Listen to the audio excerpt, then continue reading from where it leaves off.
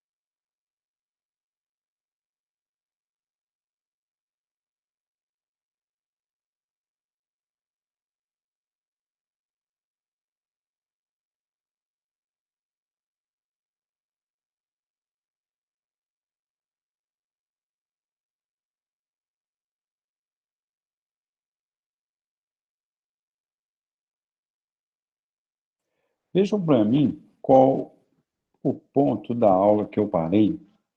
Se eu terminei nessa turma, quais são os sujeitos da testemunha e se eu terminei o aspecto da contradita. Enquanto eu faço a chamada, e ao que me parece, deixa eu só ver um negócio aqui. Ainda não foi lançada a nota do simulado da OAB. Então, provavelmente vai ser lançada amanhã ou domingo. Um aluno me perguntou pelo o WhatsApp. Tá ok?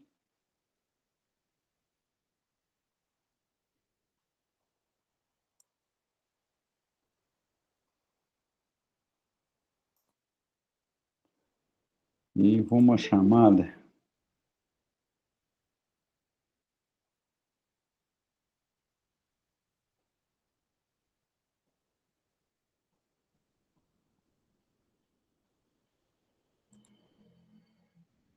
Adrize, Alexia, Presente.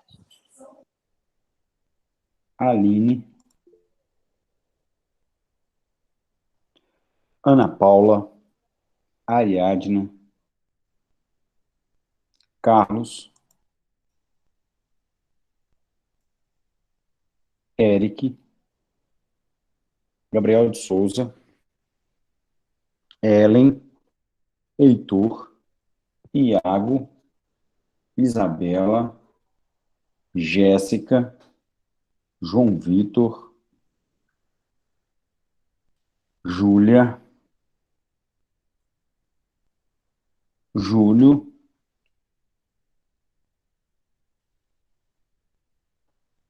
Larissa, Lucas, Luísa Mendes, Marcelo Artidoro, Marcelo Paulo, Marcilene, Mayra, Mirelle, Naya, Natan, Rafaela, Sabrina do Amaral, Sabrina Lopes, Samuel, Tamires de Souza, Tamires da Silva, Thales, Tamires Lopes e Thiago Grécia. Ao final,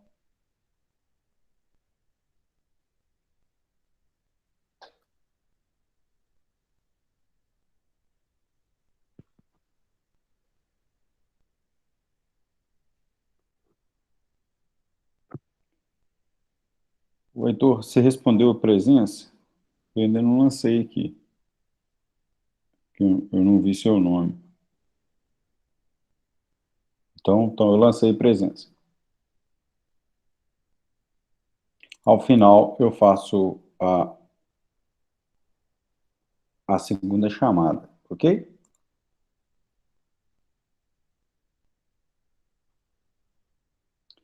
Vejam se vocês.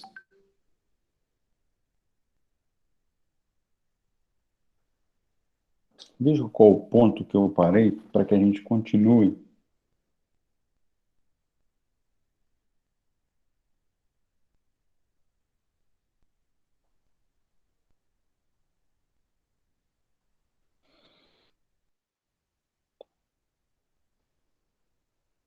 Nas minhas anotações, a gente começa com direitos e deveres da testemunha.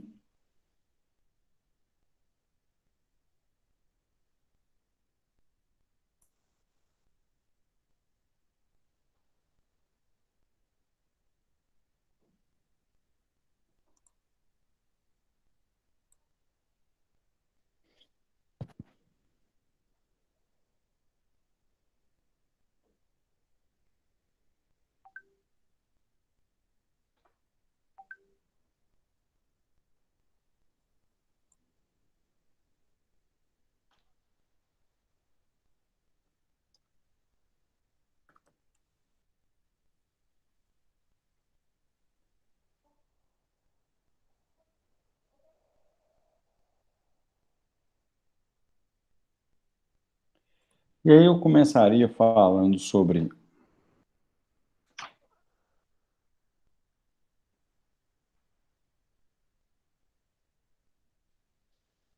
os direitos. Isso. Então, hoje a gente começa com os direitos e deveres da testemunha e a gente passa na sequência para a produção em si da prova testemunhal. Então, a gente tem aqui o aspecto do quais são os. A gente começa sempre, né, falando quais são os deveres, quais são os deveres da testemunha e qual a relevância disso, por que que a testemunha. E aí eu expliquei isso na aula passada, o que que diferencia, né, o 447, parágrafo 4º e 5º, que permite a oitiva, né, daquele sujeito não mais como testemunha, mas agora como um informante. O que que torna, o que que traz de diferente esse status de um depoimento de uma testemunha com o depoimento de um informante? Qual é a variação? O que que isso tem de importância? Uma vez que a gente já sabe que a valoração da prova testemunhal ela será feita na sentença. Mas o que que isso traz de diferenciação em relação ao depoimento de um informante e o depoimento de uma testemunha? A gente então começa a falar dos deveres da testemunha. Na medida que a testemunha ela é compromissada. E não esqueçam disso na medida que nós falamos sobre a contradita. E aí eu disse a vocês, olha, ela tem que ser feita naquele espaço ali entre o final do depoimento, o final da qualificação e o início do compromisso. E aí, quando você apresenta a contradita, prova a contradita, etc., ela perde, e se acatada, né, a contradita, ela perde o status de prova testemunhal. Até aí, tudo bem. Mas se ela estiver compromissada, ela tem deveres. E aqui eu coloco para vocês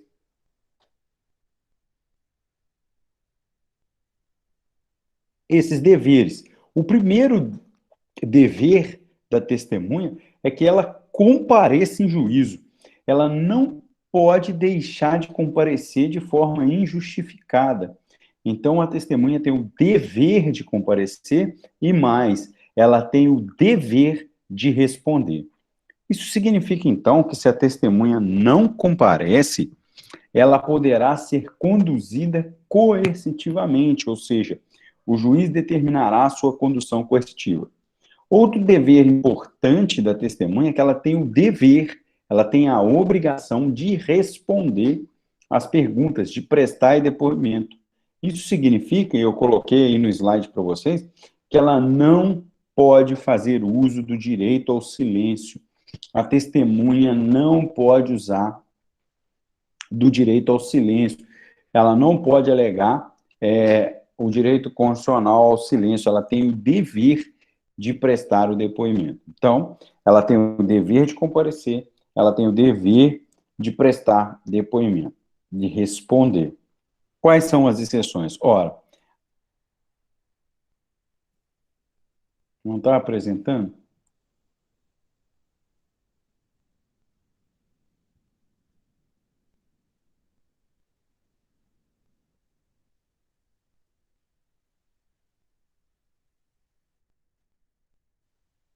Veja se agora começou.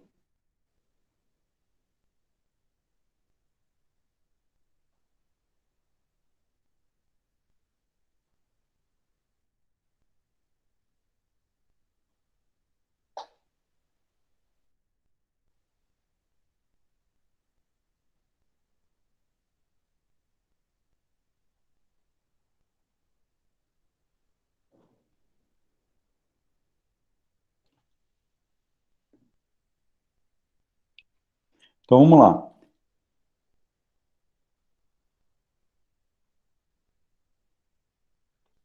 Já te respondo, Marcelo. Então, ela tem, voltando aqui, agora vocês puderam acompanhar as exceções aqui no slide. Grave dano à testemunha é uma exceção, Marcelo. Então, quando isso gerar prejuízo à testemunha relacionada a cônjuge, companheiro e parentes consanguíneos, ela não está obrigada a prestar depoimento. Então, a regra, e aí eu sempre faço uma relação que você, ao analisar o 448, ele diz o seguinte: a testemunha não está obrigada a depor sobre os fatos que lhe acarretem grave dano, Marcelo. Então, essa é uma exceção. Bem como ao seu cônjuge, companheiro e ou a seus parentes consanguíneos ou afins, em linha reta e colateral até o segundo grau, até o terceiro grau, perdão. Ou seja, a sua pergunta está respondida pelo 448, inciso 1º, ok? Bom, outra hipótese que retira, que afasta esse dever da testemunha é o sigilo profissional. E aí eu disse na outra turma, ora, analise.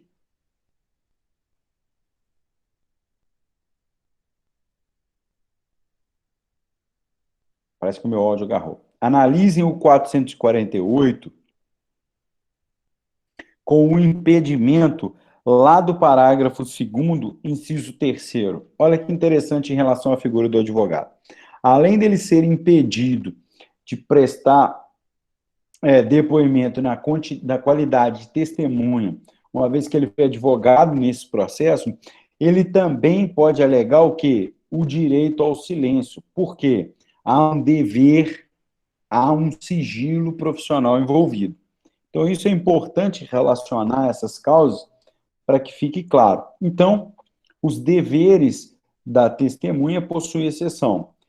A exceção quanto ao direito a não prestar o depoimento. Então, vejam, a testemunha tem o dever de comparecer, assim como ela tem o dever de responder às perguntas e prestar o depoimento. As exceções estão aí no 448.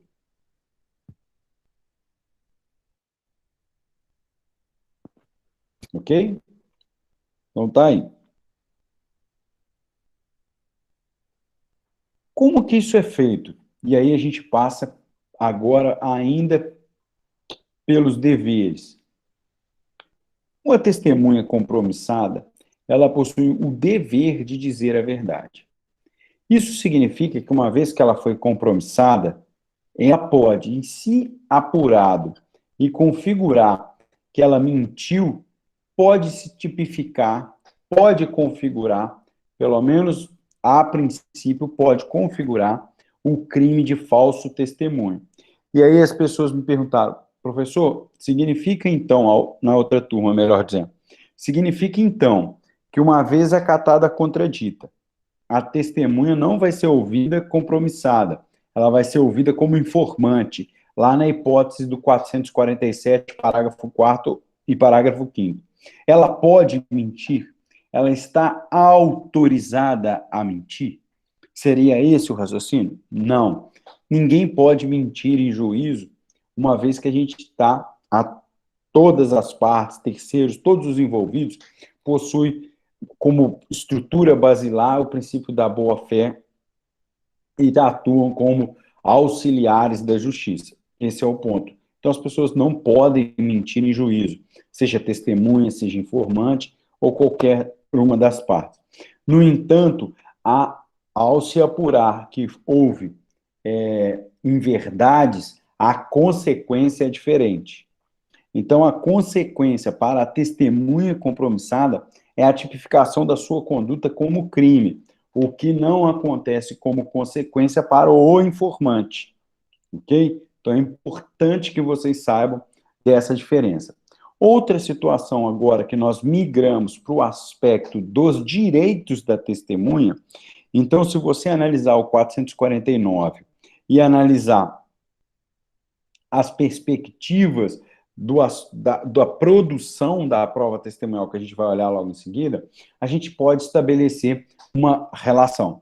A primeira delas, a testemunha deve sempre prestar depoimento na sede do juízo. Significa que o processo tramita na comarca de Ubá, a testemunha deve prestar depoimento em Ubá. Mas existe um direito consagrado para testemunha, e você vai ver no slide, fazendo referência ao STJ, existe um direito da testemunha em ser ouvida no foro da sua residência. Então, você tem o 449 dizendo assim, salvo disposição especial em contrário, as testemunhas devem ser ouvidas na sede do juízo. Parágrafo único. Quando a parte ou a testemunha, por enfermidade ou por outro motivo qualquer, estiver impossibilitado de comparecer, mas não de prestar depoimento, ou seja, a pessoa não consegue se locomover, mas não significa que ela não consiga prestar depoimento. O juiz designará, conforme as circunstâncias, dia, hora e lugar para inquiri-la, para facilitar. Aqui, no posicionamento do STJ, o STJ diz o seguinte, a testemunha tem o direito de ser ouvida no foro da sua residência. Por isso, das expedições de cartas precatórias. Então, quando você fala de carta precatória para ouvir a testemunha lá na comarca de São Paulo, é com base nesse entendimento consolidado de que seria um direito da testemunha ser ouvida no foro da sua residência. Quem faz estágio sabe que, corriqueiramente, você vai vamos supor que você faça estágio na vara civil, por exemplo, ou na vara de família, vira e mexe, vocês estão recebendo cartas precatórias para cumprir, que é a oitiva de testemunha, ou expedindo carta precatória para oitiva de testemunha no foro da residência da testemunha. Então, isso é um direito da testemunha. Outro direito que a gente também analisa são as autoridades, conforme o previsto no 454, que trata das questões relacionadas às autoridades quando na condição de testemunho.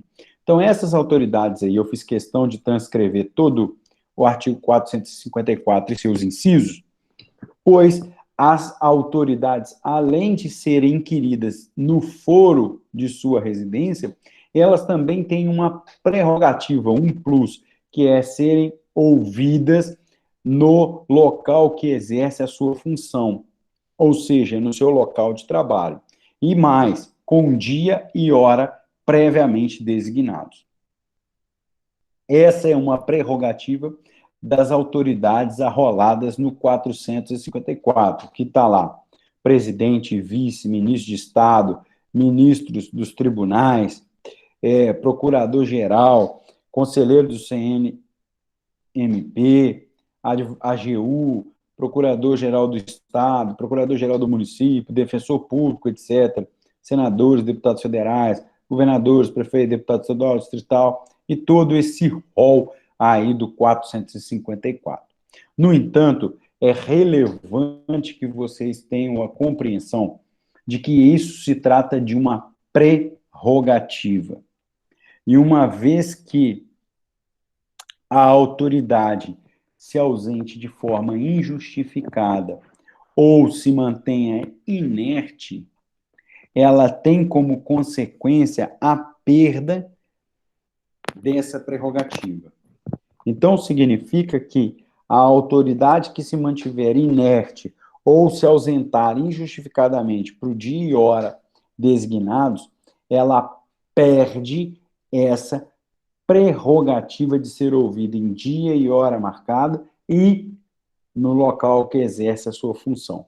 E mais, quando a autoridade tiver designado dia e hora e local para prestar depoimento e esse local for a sede aonde ela exerce a sua função, é prerrogativa dos advogados das partes participarem do ato processual. Então, eles podem ir até o local para poder participar. Ok? Ficou claro isso, pessoal?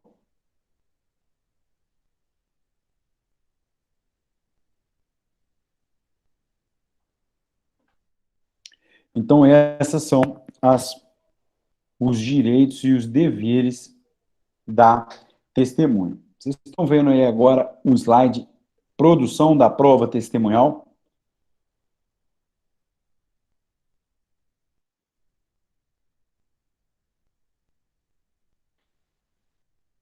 Quando nós falamos da produção da prova testemunhal, vocês devem analisar, e é importante, que quando você estuda da produção da prova testemunhal, é importante considerar que nós não estamos falando da valoração da prova. Nós não estamos falando de um momento de se valorar a prova. Ou seja, essa valoração será feita em sentença no momento posterior, cabendo ao juiz fundamentar o valor que ele dá à prova. Aqui nós estamos falando da produção, aquilo que antecede a produção e aquilo que se tem como momento da produção da prova testemunhal. Uma observação importante é que o momento para a coleta da prova testemunhal, nós já estudamos lá atrás, que é o momento da audiência de instrução e julgamento. Então, na audiência de instrução e julgamento, é quando o juiz irá proceder à coleta do depoimento da testemunha.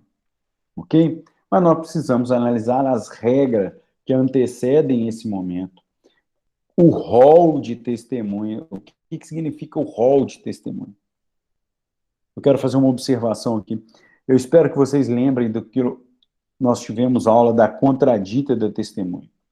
E aí eu disse aos senhores que era possível fazer prova da contradita. E uma das formas de se fazer prova da contradita era, inclusive, testemunha para contraditar a testemunha arrolada. E quando eu digo a vocês sobre o procedimento e a produção da prova testemunhal, eu digo aos senhores que a parte deve, de forma antecedente à audiência de instrução e julgamento, apresentar o rol de testemunha, ou seja, arrolar a testemunha. E quando eu digo rol de testemunha ou arrolar a testemunha, eu estou dizendo para os senhores que ela deve o quê? Apresentar ao juízo uma qualificação indicando quem serão as testemunhas e a sua qualificação, conforme os termos do 450, que diz, o rol de testemunhas conterá, sempre que possível, o nome, a profissão, o estado civil, idade, CPF, RG, endereço e local de trabalho. Quando eu digo isso, quando eu apresento essa situação para vocês, eu pergunto aos senhores, por que da necessidade de se apresentar o rol de testemunha anterior à audiência de instrução e julgamento, e nós vamos ver esse prazo, e com toda essa qualificação do 450?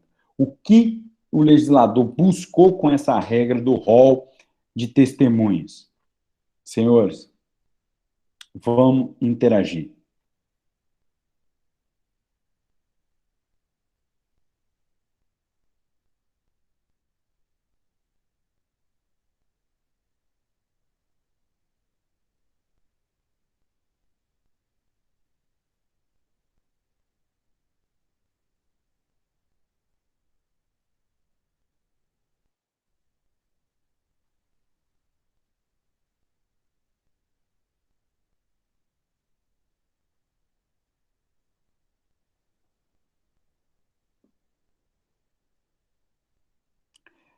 Você vai apresentar o rol e você vai intimar lá nos termos 455. Mas o que permite a qualificação com todos esses dados?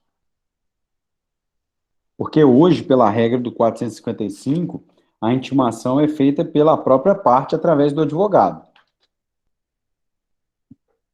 Então, ele poderia ter esse conhecimento, mas não apresentar nos autos. E mesmo assim, ela seria intimada. Eu pergunto o seguinte, o porquê de... O que significa, Ariadna, o que vai ser apresentado? O que significa essa parte final?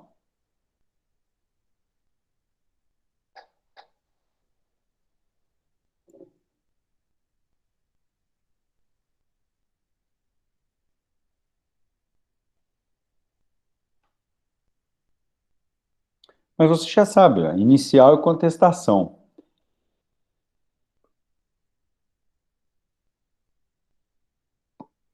Vejam, vocês estão focando muito no conteúdo, mas a gente não está discutindo o conteúdo para dar a possibilidade de se fazer a contradita. Porque aí, ao conhecer, através da qualificação, as testemunhas arroladas pela parte adversa, você vai pegar os dados daquela testemunha e vai conflitar com a previsão dos parágrafos do 447. Porque você não tem como descobrir, fazer prova de inimizade, de amizade íntima, de interesse no litígio, de 16 anos. Você só tem a possibilidade de apresentar uma contradita porque você teve, antes da audiência, o rol apresentado. E lá lhe foi fornecido toda a qualificação. Ok? Isso é muito importante, porque a apresentação do rol de forma antecedente à audiência de instrução permite a você o contraditório e a ampla defesa em relação ao sujeito que vai prestar depoimento na condição de testemunha. Repito, em relação ao sujeito que vai prestar depoimento na condição de testemunha. Porque quanto ao conteúdo, você não tem como analisar anteriormente, só depois que ele prestou depoimento. Mas o sujeito, e se o sujeito incide no parágrafo primeiro, segundo ou terceiro, você só tem essa possibilidade porque você tem acesso ao rol antes da audiência de instrução. Ficou claro isso? Pode. A própria parte pode dispensar durante a audiência as testemunhas. Isso é uma questão estratégica. Você leva 3 testemunhas. Levou 3 testemunhas. As 3 testemunhas presenciaram o mesmo fato. Acontece muito. Aí você vai escolher a testemunha que você acha que vai prestar um depoimento satisfatório para a sua tese. A testemunha, a primeira, não presta um depoimento bacana. Você ouve a segunda. A segunda faz o quê? Ela mata todas as possibilidades e presta um depoimento conciso, um depoimento objetivo, um depoimento que transmite segurança para o juízo. Você vai correr, e isso vocês devem analisar com muita calma, você vai correr o risco de ouvir uma terceira testemunha? Imagine, é uma bomba relógio. Imagine que a terceira entra em conflito com o que disse a segunda, mas ela é testemunha da mesma parte. Isso pode gerar para o convencimento do juiz uma situação de conflito, uma situação de insegurança. Como é que ele vai saber qual das duas está falando a verdade? Aí, ao invés de ajudar, a testemunha acaba o quê? Atrapalhando, porque uma vez que ela presta depoimento, a testemunha migra da esfera da parte e passa a ser do juízo, ok? Então, é importante que vocês saibam analisar isso e proceda com a dispensa da testemunha, caso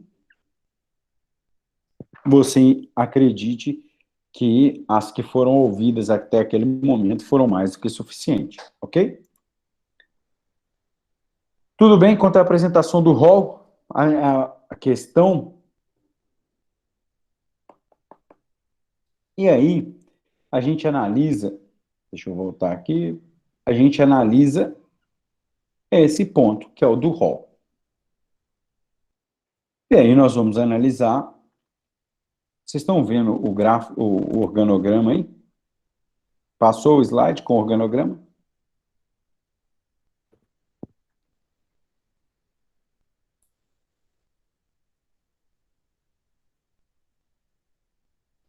Então, o que é importante? A coleta, a produção, ela é feita na própria audiência. Então, se você pegar o 453, lá diz o seguinte, olha, a produção, o depoimento ocorre na AIJ, mas você tem aí exceções.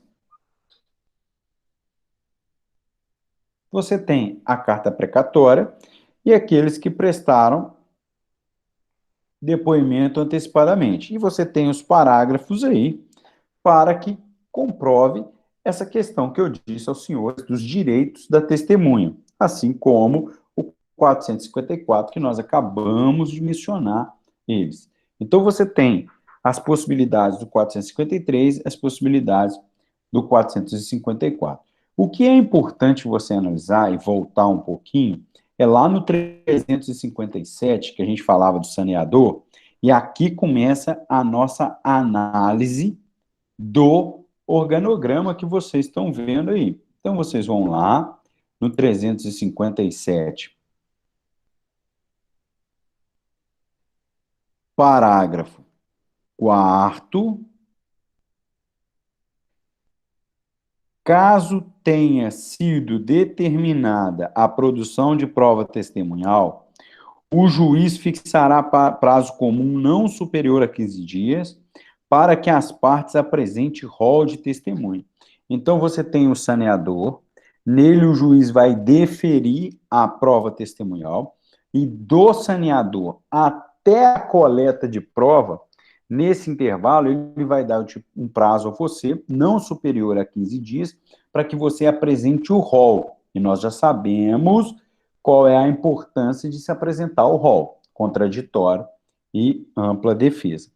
Esse rol, uma vez apresentado, ele gera preclusão consumativa. O que significa isso? Se você apresentou o rol com as testemunhas que serão ouvidas, gerou preclusão consumativa. Significa que não poderá ocorrer a mudança das testemunhas arroladas, ok? Não pode ocorrer a substituição, a mudança das testemunhas arroladas, porque isso pode, em último caso, gerar testemunha de bolso. Você arrola as testemunhas, mas guarda uma aqui. Depois, faltando 2 dias para a audiência, você pede a substituição da testemunha.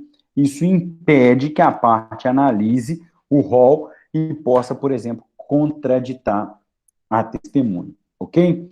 Mas a essa regra que impossibilita pela preclusão consumativa da substituição da testemunha, nós temos aqui uma exceção. Quais são as exceções? Estão aí para vocês as exceções. Falecimento, a testemunha faleceu, não tiver condição de depor por enfermidade, tendo mudado de residência ou de local de trabalho, não foi localizada pelo oficial de justiça. Aqui, nessa possibilidade que está denominada como letra C, é importante para quem for ler a doutrina do Daniel Assunção, ele fala sobre a litigância de má-fé nessa configuração aqui da letra C. Uma vez que você arrola a testemunha e coloca endereço diverso, para que próximo da audiência seja permitida a substituição. Se isso ficar comprovado, você vai responder por litigância de má-fé, ok? Não se pode fazer isso. E isso chegou aos tribunais superiores porque isso aconteceu diversas vezes, em que a parte colocava lá como testemunha a Maia Kaneski, mas a Mara mora na rua Coronel Júlio Soares, eu colocava o endereço lá na rua Vicente Leite. Ora, é óbvio que o oficial não ia localizar, muito menos o correio, ok? Aí, quando estivesse próximo da audiência, eu ia lá e, pum, substituição da testemunha pela Ariadna. Isso impossibilitava ou isso confundia a parte adversa. Isso não pode ser feito. Uma vez configurado, haverá as punições aí através da litigância de má-fé. Então, essas aqui são as possibilidades de substituição do rol. Lembrando a vocês que uma vez que apresentou o rol, ocorrerá a preclusão consumativa do rol de testemunhas. Ficou claro isso, pessoal? Ficou claro isso, pessoal? Mas a troca é muito boa a pergunta da Adris. A troca não é feita no ato da audiência. A troca é do rol. Você tem que apresentar com antecedência também. Porque você tem que comprovar, ó, que a sua testemunha faleceu, que a sua testemunha não tinha condições por enfermidade. Você tem que apresentar. Para que você apresente isso, tem que ser antes. Caso você apresente essa justificativa na audiência, segundo a doutrina, a prudência seria que o juiz designasse nova data.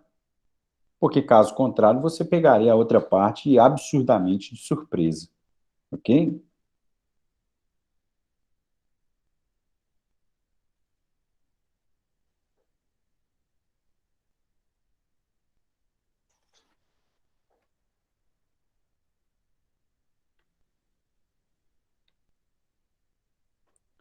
Então vamos lá. Feita essa observação, vou voltar aqui. Feita essa observação, eu quero aqui ainda chamar a atenção para alguns pontos em relação ao rol.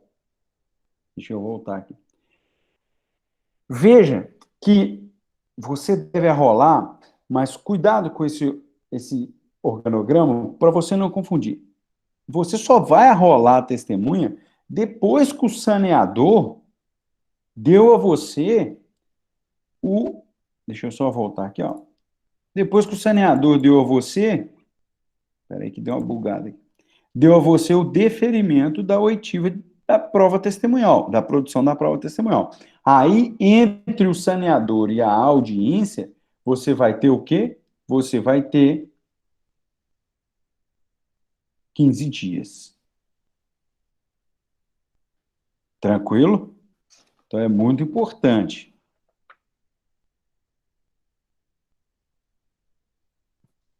E aí, eu vou pedir a vocês licença para a leitura do 457. Quem tiver com computador, coloque para mim aí o 457, que o 457 pega um pouco dessa nossa aula e pega um pouco da aula de contradita. Vamos lá?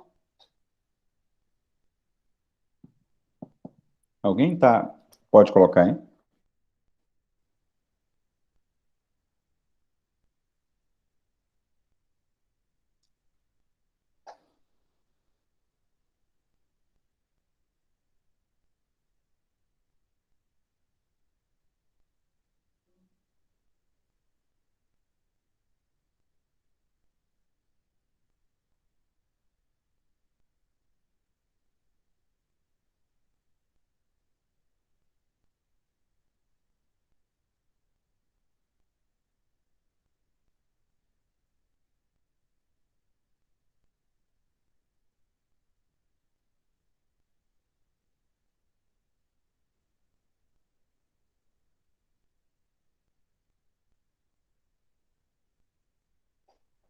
Ok.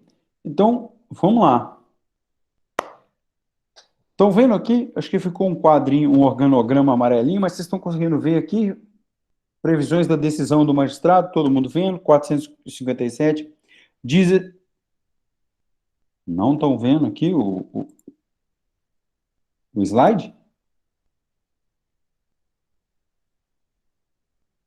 Vou pôr para apresentar de novo.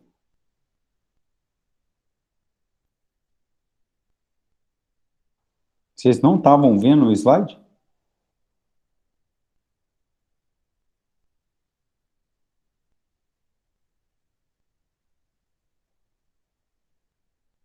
Mas antes não estava vendo?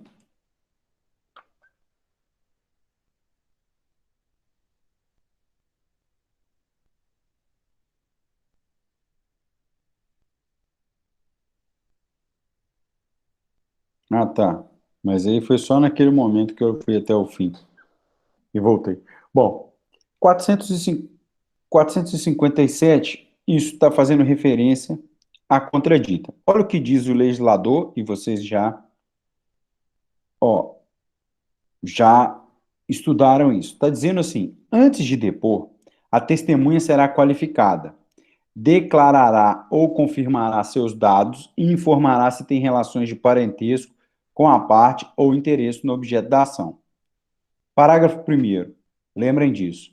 É lícito a parte contraditar a testemunha, arguindo-lhe incapacidade, impedimento ou suspeição, bem como, caso a testemunha negue os fatos que lhe são imputados, provar a contradita com documentos ou com testemunhas, até três, apresentadas no ato e inquiridas em separado. Por que eu estou dizendo isso? Eu falei isso lá na aula passada. Expliquei toda a dinâmica. E aí, eu disse a vocês da necessidade de se apresentar o rol agora. Por que se apresenta o rol antes? Porque como que você vai produzir uma prova testemunhal, por exemplo, da contradita, se você só descobriu quem era a testemunha no momento? Não há possibilidade fática disso acontecer. Agora, se você tem um rol apresentado, permitiu a você o quê? Contraditório, ampla defesa e a produção de prova. Ok? Parágrafo 2º. Sendo provados ou confessados os fatos a que se refere a contradita, o juiz dispensará a testemunha ou lhe tomará o depoimento como informante. Então, também foi dito isso para vocês. A testemunha pode requerer ao juiz que escuse de depor, alegando os motivos que previstos neste código, decidindo o juiz de plano após ouvir das partes, tudo oralmente. Quais são as possibilidades? Quais são as escusas que ela pode apresentar? Dê uma pesquisada lá no parágrafo 448, ok? Então vejam, isso tudo acontece durante a audiência. Aí eu separo aqui para vocês. Olha as previsões da decisão do magistrado que se extrai desse 457. Você tem a decisão. A decisão pode ser o quê? Ele indefere a contradita e colhe o depoimento na qualidade de testemunha compromissada. Ele pode também deferir a contradita e não ouve. Dispensa. Ó, tchau, muito obrigado, tchau.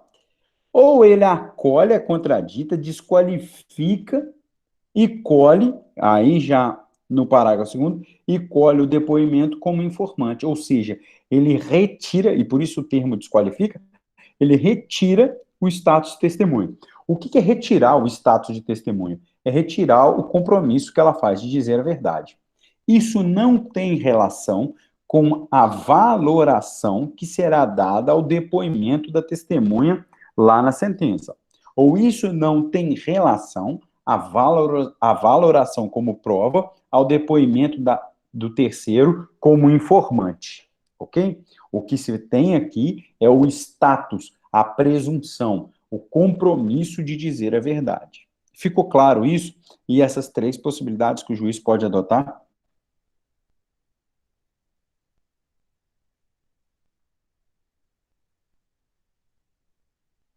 Senhores?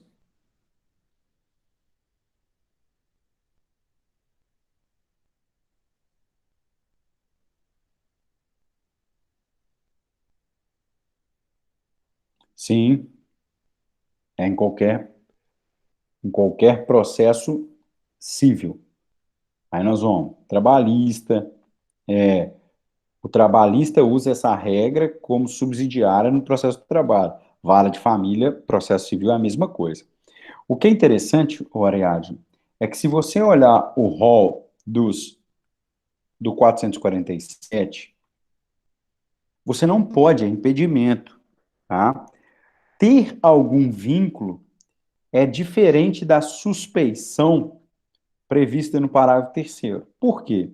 O legislador ele dá um status à amizade íntima.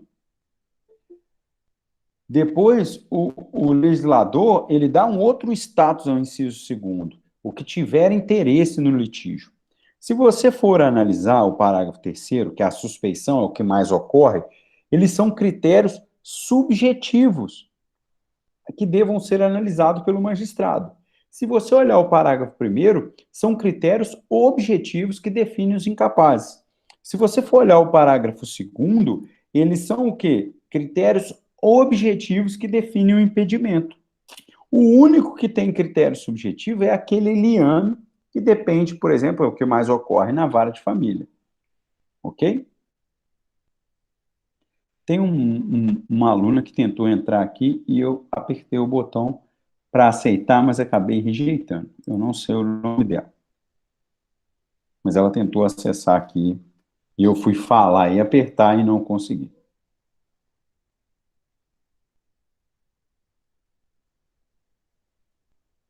Alguém sabe aí, do grupo da sala, quem é que tentou acessar aqui? Se alguém souber,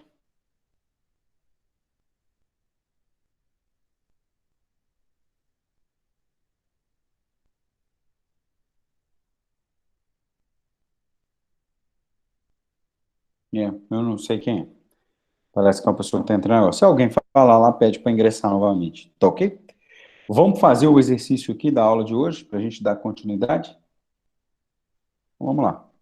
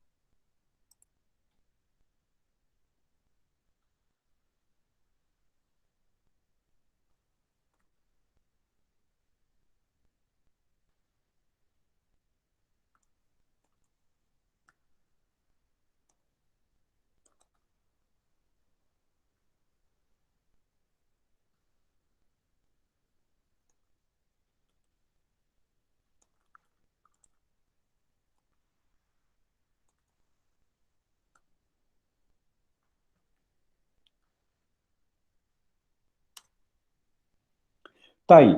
A testemunha compromissada e iniciado seu depoimento, durante seu depoimento, ela acaba por confessar que tem interesse no litígio.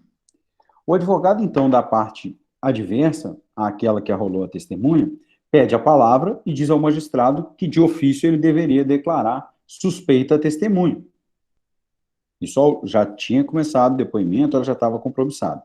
Na condição de magistrado, qual a postura a ser adotada pelo juiz? Ok? Alguma dúvida em relação à pergunta?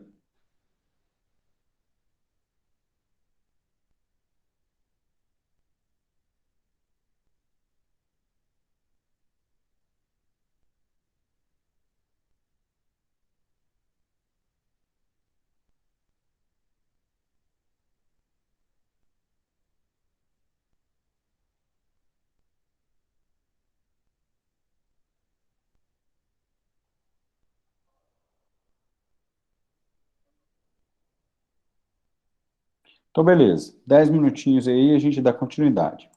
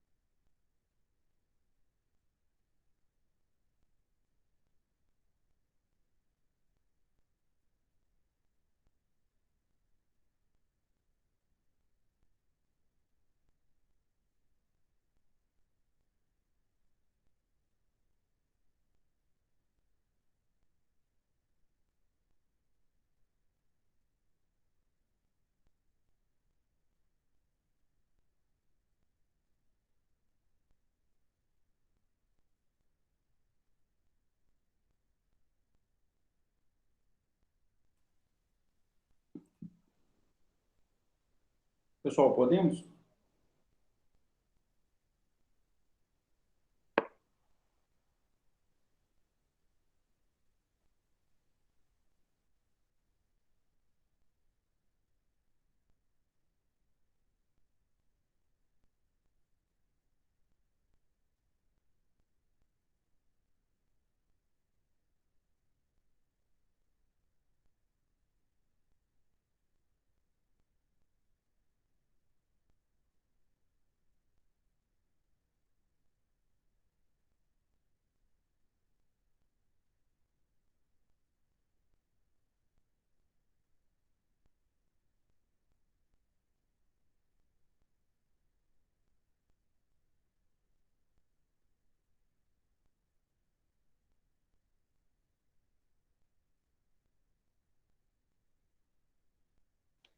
Então, vamos lá. Bom, nos resta aqui agora o estudo de como as testemunhas serão intimadas. Antes, nós tínhamos como regra, quando eu digo antes, a, antes da aprovação do atual Código de Processo Civil, em 2015, nós tínhamos a regra de que você apresentava o rol e o juízo, a secretaria, expedia as respectivas intimações. Hoje, a regra é diferente. Hoje, nós seguimos a regra do 455. O 455, então, ele tem como regra que cabe à parte, através do seu advogado, informar e intimar a testemunha. Ou seja, agora é ônus da parte. O que não se confunde com arrolar. O arrolar testemunha, o rol de testemunha, é uma situação processual diversa dessa que nós vamos analisar agora, que cabe, né, ônus da parte, através do seu advogado, ou intimar a testemunha, ou se comprometer a levar a testemunha espontaneamente. Por que eu estou dizendo que há uma separação entre rol de testemunha e intimação da testemunha? Porque imagine na hipótese, e o 455 traz isso para a gente. O meu cliente, então, diz assim, doutor Bruno, não precisa intimar a testemunha, porque eu me comprometo a levá-la espontaneamente. Com isso, eu não posso apresentar uma testemunha diversa, porque essa testemunha que a parte se comprometeu a levar, independentemente de intimação, ela já está arrolada, ok? Não confundam isso. Então, se eu me comprometo a levar a testemunha, independentemente de intimação, e essa testemunha não comparece, para efeitos processuais, é como se eu tivesse abrindo mão da oitiva e da prova testemunhal, ou seja, da oitiva daquela testemunha. Então, se eu me comprometo a levá-la, independente de intimação, e ela não comparece, para o processo é como se eu estivesse abrindo mão da oitiva daquela testemunha. Mas se eu resolvo intimá-la, como eu devo proceder? Artigo 455. Cabe ao advogado informar ou intimar a testemunha por ele arrolada do dia, da hora e do local da audiência designada, dispensando-se a intimação do juízo. É como se eu fizesse um mandado, com essas obrigatoriedades trazidas no 455. E olha que interessante, eu tenho que, na carta, porque não é mandado, é através de uma carta com aviso de recebimento, eu tenho que colocar o dia, a hora, o número do processo, o nome da testemunha e informá-la de que ela está sendo intimada para prestar depoimento na condição de testemunha no dia, no horário e no local. Quando eu digo local, eu tenho que colocar o endereço do fórum, ok? Então, vamos lá. Novamente, fazendo a leitura do caput do 455. Cabe ao advogado da parte informar ou intimar a testemunha por ele arrolada do dia, da hora e do local da audiência designada, dispensando-se a intimação do juízo. Ora, se eu mando essa carta, já te respondo, Heitor, eu tenho esses requisitos a serem preenchidos. E mais, vejam que eu tenho prazos a serem cumpridos. Vejam, a intimação deverá ser realizada através de carta com aviso de recebimento, o famoso AR, cumprindo ao advogado. Isso é prazo preclusivo. Cumprindo ao advogado juntar aos autos com antecedência de pelo menos 3 dias da data da audiência, cópia da carta e o comprovante de que a testemunha recebeu, o AR. Ok? Aí, pessoal, se você preencheu todos esses requisitos e a testemunha deixa de comparecer sem justificativa, aí o juiz, então, vai fazer o quê? O juiz vai aí determinar a sua condução coercitiva, ou, em alguns casos, alguns juízes preferem agora remarcar a audiência e intimá-la por oficial de justiça. Está lá no parágrafo 5º desse mesmo artigo, ok? Se eu não cumprir as regras do parágrafo 1º, se eu não cumprir de levá-la espontaneamente, eu já disse aos senhores, compreende-se como se eu tivesse desistido da oitiva da testemunha, ok? Aí o Heitor pergunta, e se essa testemunha morar em outra comarca? Você vai, então, informar isso ao juízo, comprovar e pedir a oitiva dela por carta precatória, ok? Ficou claro, Heitor?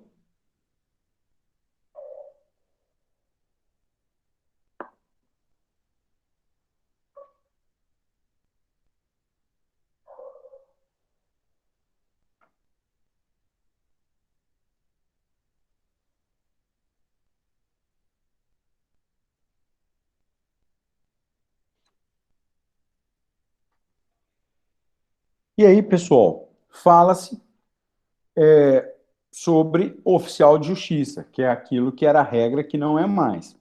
Uma das hipóteses foi a pergunta do Heitor. Está lá no inciso 5º do parágrafo 4º, que diz o seguinte, o parágrafo 4º, a intimação será feita pela via judicial quando frustrada pelo advogado, houver a necessidade demonstrada nos autos, houver alguma das autoridades do 454, for arrolada pelo MP ou pela Defensoria Pública, e a testemunha que deixar de comparecer injustificadamente. Ficou claro isso, pessoal? Ok? Então a gente para aqui e continua na próxima aula com a perspectiva de como será ouvida essas testemunhas e qual a ordem da oitiva das testemunhas, ok?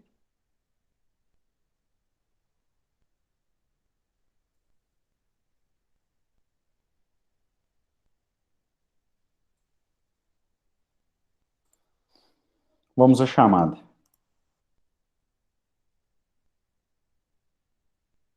Adrize, Alexia, Aline, Ana Paula, Ariadna, Carlos, Eric, Gabriel, Ellen, Heitor, Iago, Isabela, Jéssica, Júlia, Júlio, Larissa,